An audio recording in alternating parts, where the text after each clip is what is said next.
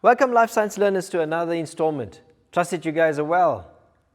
In our lesson today, we're going to focus on nutrition, and specifically we're looking at the process of absorption, assimilation and egestion. The context of our lesson is based on that we have looked at the digestive system. Before we get into these complex processes, it's important to review the entire digestive system, have an overview of some of the important terms, and then we get into the processes that we need to discuss. Remember that nutrition is an important part of every living organism. Organisms need to be able to access food to get the nutrients that are required. The nutrients are needed for the purpose of growth, repair, energy, and metabolism. And so all of these are important in individuals being able to access nutrients. So let's look at the digestive system in detail, have an overview of the alimentary canal, parts associated with them, and then we'll move on to these complex processes of absorption, assimilation, and egestion. So guys, as I always mention, it's important that we go through a set of terms. I know that this section has an elaborate set of terms that you need to refine and put down on a piece of paper. Go through these, guys, they're important, and I encourage you to make note of these terms as we get into the lesson. As an overview, the core concepts that we're looking at is the overview of the process of digestion. We're going to have some context around the organs of the digestive system so that we understand these processes that we're focusing on today, which is absorption, which is basically taking in the products after they are chemically broken down, and then assimilating would be to put things together. So things are broken down into their simplest forms, they're absorbed, and then the cells take them in and put them together into proteins or amino acids, into complex proteins that are needed by the body. And then finally, what happens to parts that are not needed, parts that cannot be digested from our meals, and how that is released. So that is egestion. And then we'll spend some time trying to sharpen our understanding by looking at some application activities in our revision segment. As I always mention, a list of terms are fundamentally important. So I may not go through all of these terms, but I'm going to refer to some of the most important ones as we get into the lesson. So guys, we often talk about the bolus, which again, if I remind you, is the ball of food that passes through the alimentary canal once we have chewed the food well. It mixes with saliva, and that softened ball of food moves through the esophagus, allowing for it to travel through much easier than a chunk of meal that hasn't been processed by chewing. We will look at the concept of what bile is in a bit, and bile is again a secretion produced by the liver that helps in breaking down the fat molecules into smaller droplets. We will spend some time looking at the endocrine glands, which is the pancreas, having both an endocrine function in terms of producing hormones, as well as producing enzymes.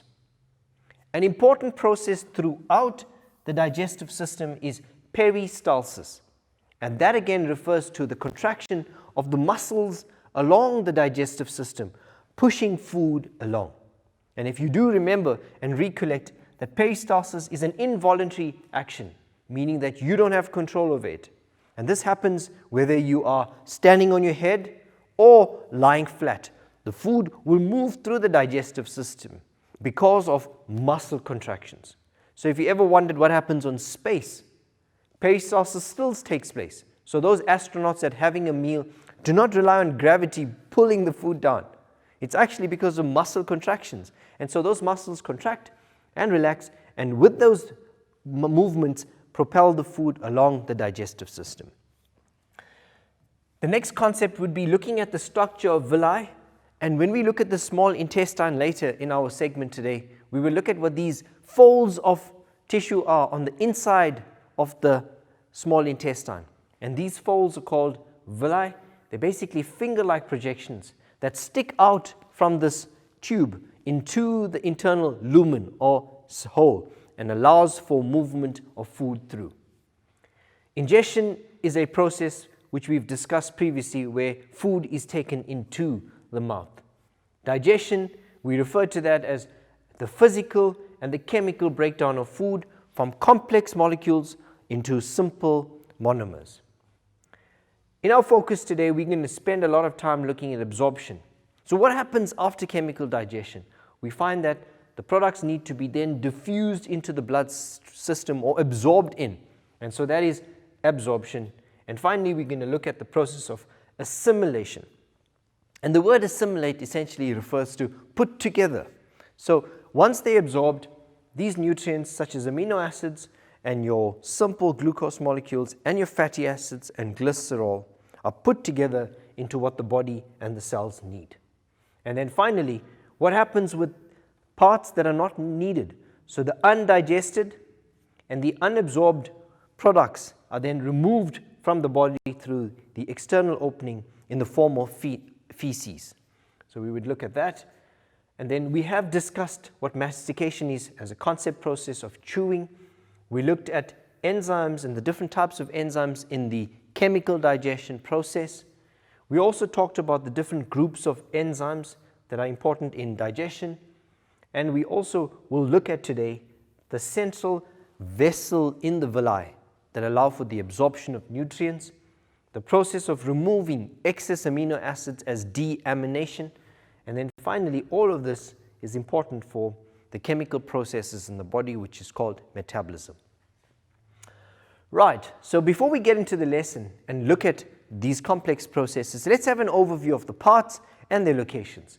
And it's important that we go through this knowing that there's an alimentary canal that is the main parts of the digestive system, but there are also accessory organs associated with that. So the mouth is obviously the organ through which food is ingested. We have got teeth in there, and we've got salivary glands that all assist in the mechanical process of digestion. We then have food moving through the pharynx, down the esophagus, into the muscular bag called the stomach. The movement of food down here is through peristalsis, which we've discussed already. Food from the stomach then moves into the small intestine, of which the first part is called the duodenum, followed by the middle part of the small intestine called the jejunum, which then finally ends in the ileum, and that connects into the first part of the large intestine or colon called the ascending. Ascending because this is the part that moves up. We then have the transverse colon, and then finally ending off with the descending colon, where the undigested food is stored in the rectum until it is released and egested through the anus. The other accessory organs associated with the digestive system are the liver, which produces the bile, and that bile is stored in the gallbladder, which is then released into the duodenum for the digestion of proteins and other complex molecules. So guys, that's a wrap for the overview of the digestive system. Let's have a little break, and when we get back, we will look at complex processes such as the breakdown, absorption, and the assimilation. So have a little comfort break, grab something to eat, and when we get back, we will look at how that is digested and absorbed. Cheers, see you in a bit.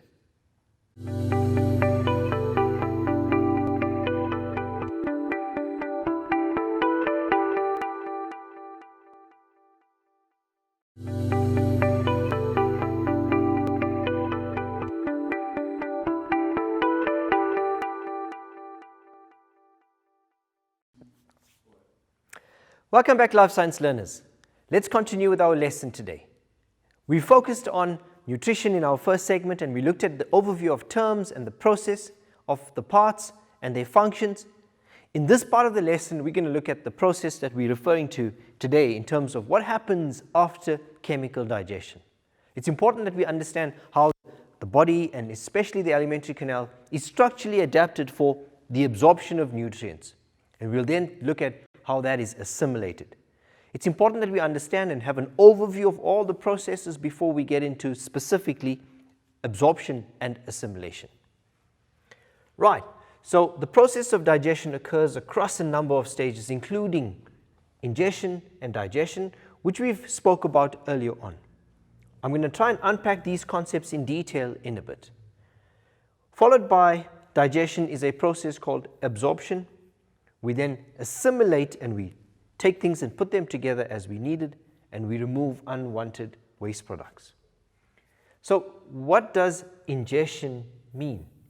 Again, the act of taking in food through the mouth is called ingestion, and that we refer to as eating food. So we ingest the food. The next bit would be digesting the food, and digestion refers to again breaking down. So the breakdown, which also includes the physical breakdown as well as the chemical breakdown. Again, in terms of the physical breakdown, we must refer to what happens in the mouth during the chewing process, as well as what happens in the stomach with the churning process between the food that mixes with the gastric juices. That is all, again, a physical mechanism of breaking down food into smaller particles or smaller building blocks. We also need to look at that digestion occurs chemically, and that we require enzymes for that process. And the enzymes that we refer to were essentially the three groups of enzymes which digest carbohydrates, your enzymes that digest your proteins, and then finally those enzymes that digest your fats. So your fatty acids and your lipids essentially are those groups that we look at. We then focus on how these are absorbed and the products and how they are transported from the digestive system into what we refer to as the bloodstream, and then from there to all cells. We also need to look at in detail the assimilation process, which essentially is how are these food products which are digested then put together and converted into what the body needs in terms of the cellular needs. Okay? And then finally, the elimination, which is the removal of the undigested food residues or parts that the body does not need, and how it's released from the body as a semi-solid fecal matter or feces. Right. So it is good to have an overview of this process, starting with how the process occurs. We looked at ingestion, then from ingestion to digestion, the process of absorption, finally ending with egestion. Right, that's a good overview of the flow diagram of this process of digestion. Let's have an overview of the drawing of the digestive system and try and unpack again a basic function of each of the parts. Okay, again, we looked at the mouth, again where food then mixes with saliva and it's broken down chemically with the enzymes produced by the salivary glands, along with the digestion that happens mechanically by the teeth, which forms a ball of food called the bolus. That bolus moves down the esophagus, which is a muscular tube through which the food is transported to the stomach. Guys, in the stomach we see it is a muscular bag lined with mucus, which is important in protecting the stomach. Strong enzymes are released which are acidic in nature, and that begins the process of protein digestion. All of that is mixed with the gastric juices to form what we refer to as chyme, and that chyme then moves into the first part of the small intestine called the duodenum, which is right here. We also need to recognize the presence of the pancreas, which serves both as a endocrine gland because it produces hormones, as well as an exocrine gland because it produces enzymes. And so we see that the pancreas produces secretions directly into the duodenum. As we continue into the small intestine, we know that it is made up of three parts: the duodenum, the ileum, and then the jejunum. The ileum is the last part that connects to the large intestine, which contains the ascending colon, the transverse colon, and then finally the descending colon. And this is where most of the water and ions are absorbed. And water plays an important part in our digestion process. It's because it allows for water to be a chemical solution in which most of the chemical reactions happen. It also forms a transport medium for the ions that are transported along the digestive system. And finally, we find the rectum, in which the undigested food and the waste products are temporarily stored, and then the anus, which is the opening through which the waste products are released. Let's go further up to the liver and unpack the importance of the liver. The liver is an important gland or organ that produces bile. That bile is stored in the gallbladder, and that gallbladder concentrates the bile and then releases the bile into the duodenum. The liver plays an important role in detoxifying certain molecules, so alcohol, the medication and drugs that we take are all detoxified by the liver. It also stores some important vitamins, iron, as well as glycogen. And glycogen is an important complex carbohydrate that the body stores and keeps. When needed, that glycogen is converted back into glucose to provide energy. Okay, and that's again a wrap of the overview of the digestive system. Let's focus specifically on the small intestine because that is where we're going with today. We're going to look at the process of how absorption takes place. Again, if we talk about the small intestine, the yellow bit there is the duodenum. We've got the middle bit called the jejunum here, and I've indicated that with a key at the bottom. And then the last bit, which is the ileum, which connects to the large colon. And that is the ascending colon, moving across the transverse colon, further coming down the descending colon. Finally, ending with the rectum and an opening called the anus. Guys, it's important that we recognize that there's a structure here called the appendix, which is a vestigial structure, a part that we no longer need and has become redundant or has lost its significant function. And that has got to do with how the diet of humans have changed, and hence the need for this appendix no longer has become obsolete, and we can actually survive without an appendix. Right. So let's look at the internal structure of the small intestine. So remember that the intestine is a long tube that is highly coiled. However, when we take a section through that, essentially when we cut through this tube and look at a cross section or a transverse section through it, we see that there are many folds on the internal lining filled with finger-like projections lining the internal lumen. So this is the internal lumen through which the food passes. Lining that on the internal surface are finger-like projections called villi. Here I've zoomed into some of these finger-like projections called villi. Let's unpack that now. So the walls of the small intestine have the following important layers. The outer layer of longitudinal muscles. Again, throughout the digestive system, we've got muscles lining the digestive system. These are a combination of longitudinal muscles that run along the digestive system, along with an inner layer on the inside of that called circular muscles. And so these muscles work antagonistically, meaning opposite each other. When one contracts, the other relaxes. And that muscle action allows for the esophagus and the alimentary canal to move and push food along. So that you would see here, you've got your layer of your longitudinal muscles followed with your circular muscles in there. A highly folded inner epithelial layer which absorbs the digested food is present in this area here. So that's your epithelial lining, which is further modified to become structurally suited for its function. So let's look at the inner epithelium. The inner epithelial lining of the intestine is highly folded with finger-like projections called villi. A singular for that will be the villus. So here we can see many villi, which are these finger-like projections projecting into the internal lumen. Here we see them extending into the internal lumen. Many villi will protrude into the intestinal lumen, greatly increasing the available surface area for absorption. So if we were to look through the digestive system and a cross-section through the small intestine, it is not a hollow tube. Within it, you've got lots of finger-like projections as you see. And the concept behind this is that if we were to unpack that and if we were to straighten this layer out, so if that's the fold, and if we were to stretch this out, it will probably now have a much larger surface area.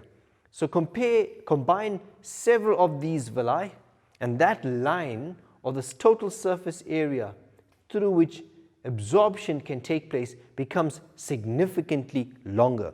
It means now we've got a larger surface through which the absorption of the nutrients can take place. And that's a remarkable adaptation that we see in terms of the efficiency of the small intestine for maximizing how nutrients are absorbed. Okay, cool. So guys, on closer inspection, we can look at the structure of the small intestine. We can see that these finger-like projections project into the internal lumen. So here's the lumen, and this is where food and the nutrients are passing through once they are digested. It is through these finger-like projections that these monomers are absorbed. You can see that the internal core is filled with lots of blood capillaries, arteries and veins that are there to efficiently absorb and transport the nutrients away. Well guys, that was a wrap for the first segment. We've had an overview of the digestive system. We've looked at the parts. We've kind of looked at the overview of what happens when digestion occurs. It's important that we now get into the process of absorption. Let's have a little break and I'll see you in a bit.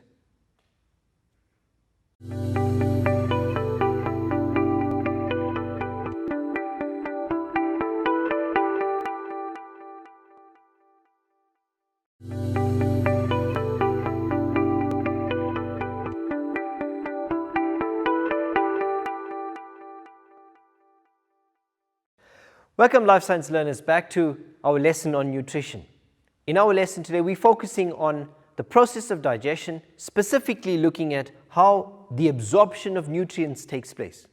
We've looked at the structural adaptation of the small intestine with the presence of villi, increasing the surface area for efficient and maximum absorption. Let's get into the detail of how absorption actually takes place once chemical digestion has been complete. Absorption is a crucial part of the digestive system, enabling the body to be able to extract maximum amounts of nutrients, and hence we need to look at the efficiency of the digestive system. Before we get into that, I want you to reflect on why is the small intestine folded and elongated into a large tube that is compacted into this small area. And one of the reasons is that it allows the food to pass through the digestive system, taking much longer so that the process of chemical digestion can be efficiently completed. And that is what maximizes the ability for us to extract most of the nutritional value from the food that we consume. Over and above that, we see that the intestine is structurally modified internally to increase the absorption of nutrients. Let's look at all those factors as we unpack the process of absorption. Right, so what does absorption mean? If we go back to absorption, we know that absorption again points to how substances are taken in. So absorption takes place in the small intestine because much of the food has been digested by the time it reaches the small intestine. Remember that the small intestine has three areas. The first part of the duodenum is where lots of the chemical digestion takes place. We see that further continuing in the middle part of the jejunum, where more enzymes break down the food, and this is where it slows down and it undergoes a series of chemical reactions breaking down the food. And then we finally see in the ileum where large amounts of absorption of your building blocks, your nutrients take place. And so it goes through a process where that maximizes the time for digestion. The food particles in the small intestine are therefore small enough to be absorbed. Remember that the idea behind chemical digestion is to break down complex molecules into series of smaller molecules till they are the smallest building blocks that can be easily absorbed. Right, so the small intestine has a large surface area to absorb nutrients. It is approximately 6 meters long. And that 6 meter long allows for us to be able to have a much longer process of food passing through this elongated tube. The walls of the small intestine contain transverse folds. As I mentioned earlier on, when we looked at that, we saw that there were lots of these folds on the internal surface area. Again, those folds increase the amount of space available for enzyme activity.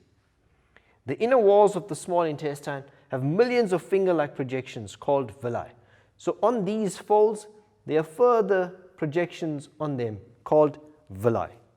And we also see that each of these villi contain further folds called microvilli to increase. So we see then, if we were to zoom onto these guys, we'll find that onto these there are even smaller folds called microvilli. So let's look at that as an overview. We first said that the adaptation of the small intestine is that it's about 6 meters long. So it means that food takes much longer to pass through. It's also folded, so it squeezes through and it comes in contact with maximum surface area. These transverse folds that extend into the lumen increase the surface area for food to get in maximum contact with the surface for enzyme activity as well as absorption. Third, we spoke about on these transverse folds, there are further extensions called microvilli on each one of them. So we're seeing a combination of folds increasing the surface area, allowing greater absorption of the digested nutrients. Right, so as I mentioned, you can see the folded inner folds here, the transverse folds extending into the lumen. And then on these folds, we're seeing these villi present on them. And if we were to zoom in onto this, we will see microvilli present. Again, guys, a combination of the idea of intelligent design allowing for efficient absorption. The villi that are responsible for nutrient absorption are adapted for absorption in the following ways. So when we talk about the villi, here's a detailed view through that, showing a longitudinal section through each villi. The villus has a thin layer of epithelial tissue on the outside, and this is a 1 layer thick cell membrane. 1 layer allows for the quick, easy diffusion of nutrients through this single layer of cells. Internally, there's a network of capillaries which are made up of blood vessels that are able to transport the absorbed nutrients efficiently away. Right in the middle, we have a central vessel called the lacteal, and that lacteal efficiently allows for the absorption of fats and lipids, and it transports them away. We mentioned the concept of capillaries playing an important role in efficient absorption. The epithelial is only 1 layer thick, as we've just discussed, allowing for nutrients to pass through relatively quickly. We also see the presence of goblet cells, which are not very clear in this diagram, but lining the epithelial layer, we find some cells that are modified to be able to release mucus and enzymes. So we find the goblet cells also secrete mucus to ensure that the absorptive surface is moist and to allow nutrients to dissolve in and then be absorbed. So these produce a mucus that allows for the surface on that to be moistened so that there is quick, easy diffusion of the nutrients in a soluble manner. The villi that are responsible for nutrients also have many mitochondria present in these cells. So when we look at these cells, and if we were to draw one of these cuboidal epithelial cells, they contain many mitochondria. And the mitochondria are important in producing ATP. And that ATP allows for energy, for efficient absorption and rapid active absorption of the nutrients. Finally, we see that there is the lymph vessel, which again is a system of tubes called the lacteal, which is present in the middle, that allows each villus to absorb and transport the lipids away effectively. Remember that the lipids are too large to get into the blood capillaries, and they are absorbed into these tubes that start in the central villus, and then they move and they transport the fat droplets or the monomers of fats away to where it's needed. We also spoke about the rich blood supply, and we know that having a rich blood supply means there is oxygen required for the process of active absorption, as well as efficiently transporting the nutrients away. And this influx of blood and the movement of blood away creates what we call a diffusion gradient to move the absorbed nutrients effectively to the rest of the body. Here's a schematic diagram showing that, where you've got a single layer, the presence of large number of capillaries that efficiently supply blood and move away the nutrients. As I mentioned, the lacteal again forms the lymph vessels that transport them away. We also spoke about the presence of the muscles lining the intestine that allow for the contraction and propulsion of the food along. Here's a cell showing you further microvilli, and these microvilli again on these cells further increase the surface area for active absorption. We mentioned that these cells contain mitochondria, which provide the energy needed for this process. Well guys, we've just looked at how the small intestine is structurally adapted for absorption. We've looked at the various structures of the villi in terms of the increased surface area, the rich blood supply, the presence of the lacteal, and all these allow for the efficient absorption of the building blocks that are needed by the rest of the body. Guys, you've been an attentive audience. Let's have a little break, and when we get back, we will look at the process of assimilation and egestion. See you in a bit.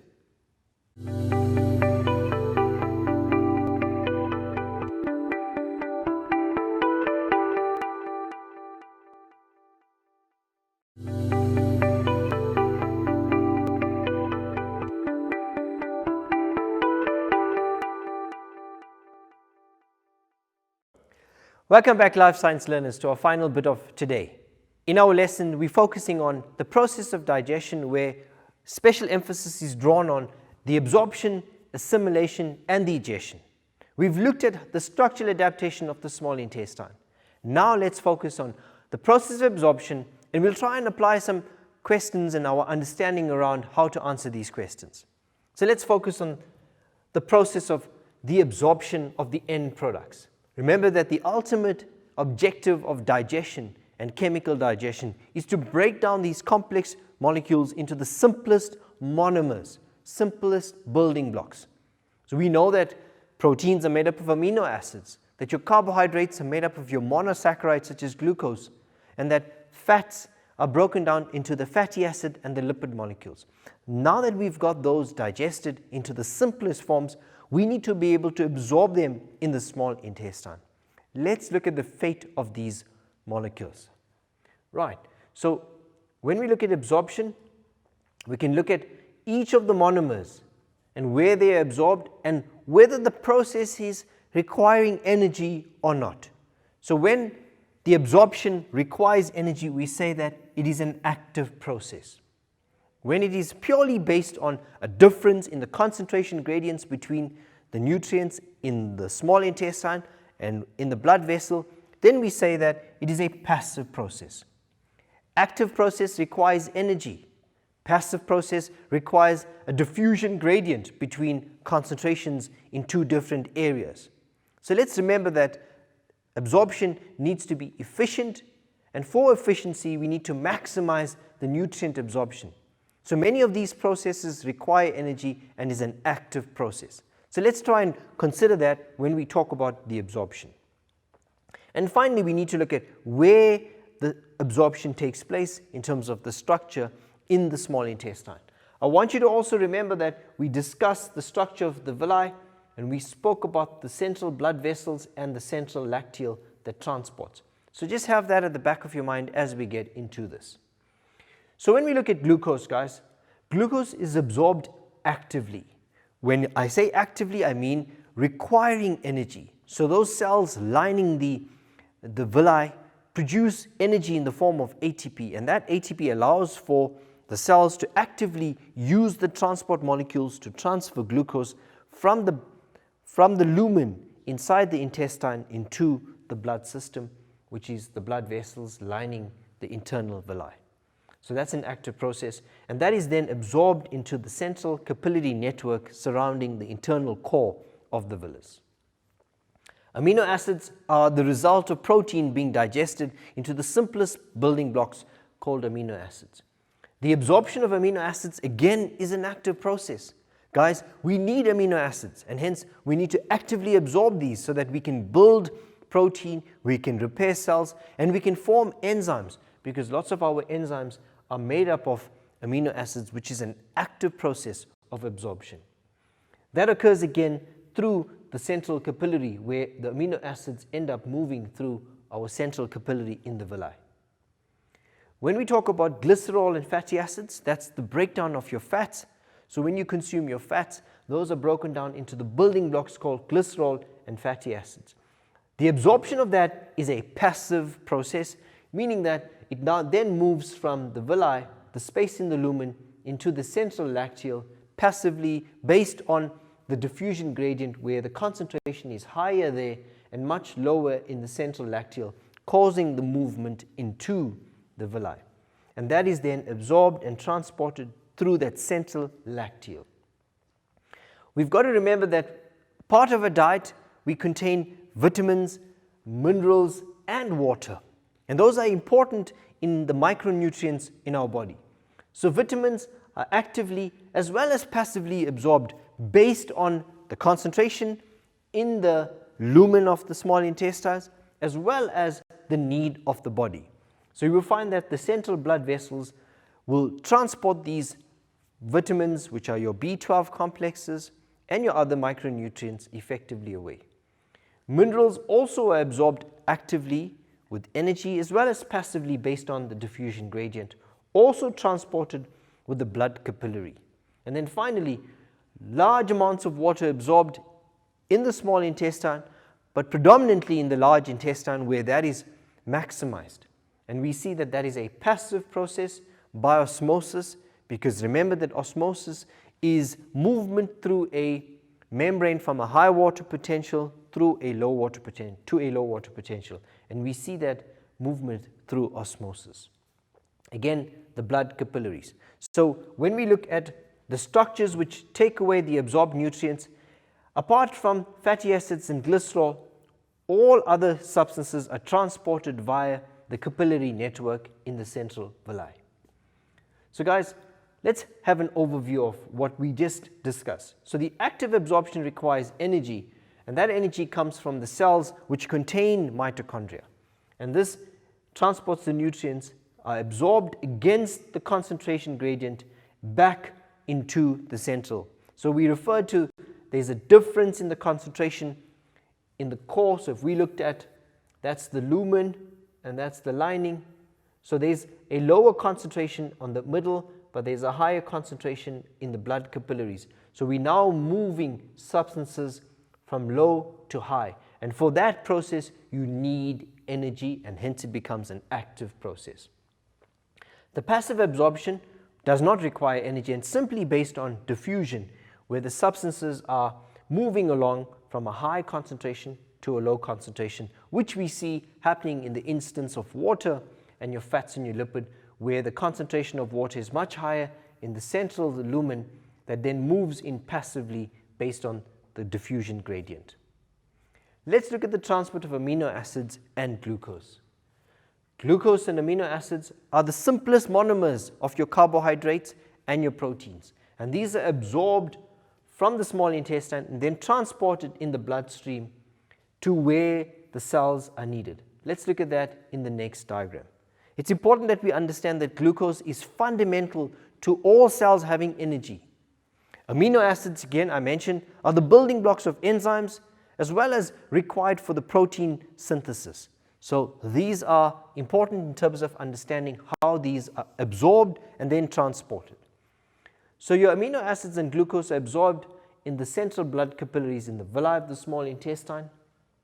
From there, these capillaries join together to form larger venules, so veins that are transporting these substances, to form the hepatic portal vein, which then takes it to the liver. They transport the amino acids and glucose to the liver. So vessels that are associated with the liver, again, are referred to as the hepatic vessels. Again, this is a vein, so it's transporting the glucose as well as the amino acids to the liver. What happens in the liver now? So the glucose and the amino acids flow through into the hepatic vein to the heart. From the heart, some of the liver converts the excess glucose and stores it as glycogen. When needed, the liver will then release that as glucose.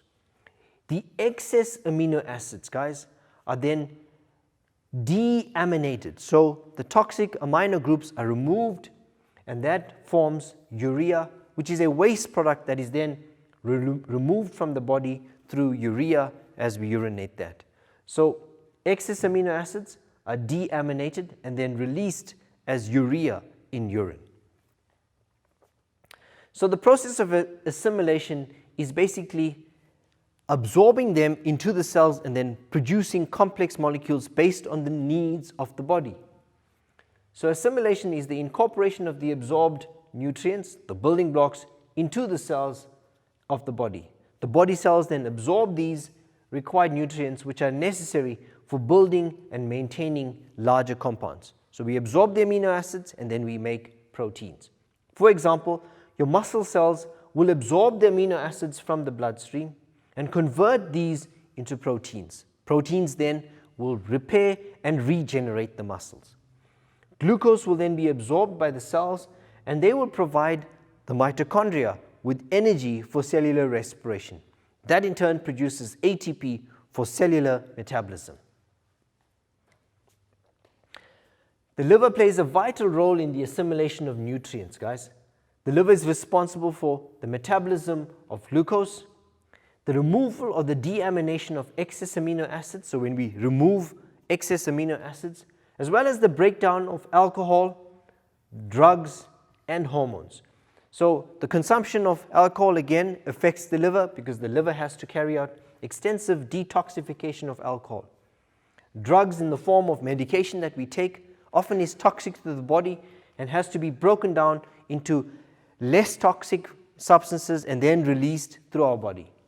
Hormones that are not needed, that have served their function, are then broken down and released through the body. So the liver plays an important role in changing the chemical nature of some of the substances that are not needed and then released through excretion. The role of bacteria in the large intestine. When we look at the large intestine, this is where maximum amount of the absorption of water takes place. It's important that we recognize that the bacteria, there's an active culture or growth of bacteria in our large intestine. Why do we have these bacteria? They play an important relationship in how the absorption and digestion of certain nutrients takes place. So we call this symbiotic bacteria, meaning living together and benefiting us. So we have trillions of bacteria that live in the large intestine. Most of them are helpful. Generally, we need them, and they help us survive. Without them, we would have significant abnormalities in terms of the efficiency at which our digestive system functions. Some of the bacteria produce vitamins, which are absorbed by the large intestine. Okay? Others play an important role in controlling the growth of harmful bacteria. So they break down indigestible food components as well. So some of these bacteria play an important role in attacking and getting rid of harmful bacteria that get into our large intestine. They also produce substances that help prevent colon cancer, antioxidants. They play an important role in breaking down toxins before they can be poisonous to the body. So we've got these symbiotic bacteria that play an important role in our digestion. You would have heard of probiotics that a doctor might suggest that you take. And these probiotics, again, are useful bacteria that help to establish a good intestinal bacteria culture, which plays an important role in assisting our digestive system carry out its function. Finally, the process of egestion. All of the process of digestion has occurred, the chemical breakdown of food has occurred, we've absorbed what we've needed, and we find that we're now left with the waste products. What is present in the waste products? So it's the waste products from what has not been needed, parts that haven't been digested. So you know that plant material cannot be digested. We do not have the enzyme cellulose that breaks down, we don't have the enzyme cellulase that breaks down cellulose. And so we need to ensure that all of those waste products are removed.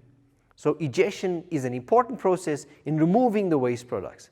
If that does not happen, we end up with serious health conditions. We find that there's a buildup of toxins which starts with constipation and then leads to other health complications.